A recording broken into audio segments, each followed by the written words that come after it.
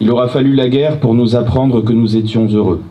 Ces mots, écrits au sortir de la Grande Guerre par Roland d'Orgelès dans ses célèbres croix de bois, reflètent, sans parvenir à nous le faire saisir, le traumatisme qui aura marqué une génération. Entre 1914 et 1918, un tiers des jeunes hommes français de 20 ans périrent sur les champs de bataille.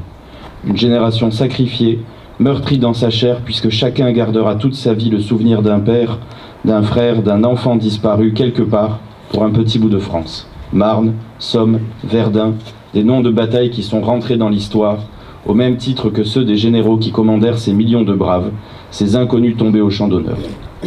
Pourtant, l'ossuaire de Douaumont et la flamme du soldat inconnu sont là pour nous rappeler que, sans ces sacrifiés, nous n'aurions peut-être plus aujourd'hui le privilège de porter le nom de Français. Inauguré le 1er novembre 1919, le monument qui se dresse devant nous rappelle les 342 Orangeois morts pour la France. Le maire de l'époque, Auguste Lacour, a décidé de placer ici, je le cite, à l'emplacement même où nous sommes déjà allés pleurer, ceux qui sont morts. Depuis notre devoir en tant qu'élus, mais surtout en tant que descendants de ces héros, est de continuer à transmettre la mémoire de leurs sacrifices et de préserver autant que faire se peut les sépultures des soldats tombés pour la patrie.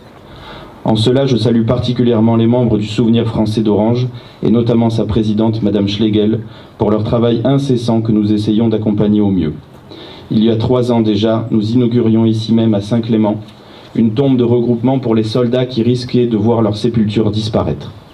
Si 31 ont déjà pu être inhumés, je sais que 8 de ces soldats attendent encore, et je remercie le Souvenir français d'Orange pour ce travail long, administrativement complexe et trop peu gratifiant. Aujourd'hui, j'aimerais que nous ayons une prière pour tous ces braves tombés au champ d'honneur. N'étant pas poète, je préfère céder la parole à quelques-uns des splendides vers de Charles Péguy. Heureux ceux qui sont morts pour des cités éternelles, car elles sont le corps de la cité de Dieu.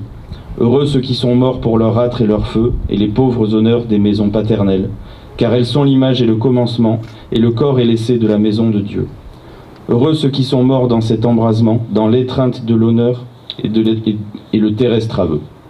Vive la mémoire de nos poilus, vive la France.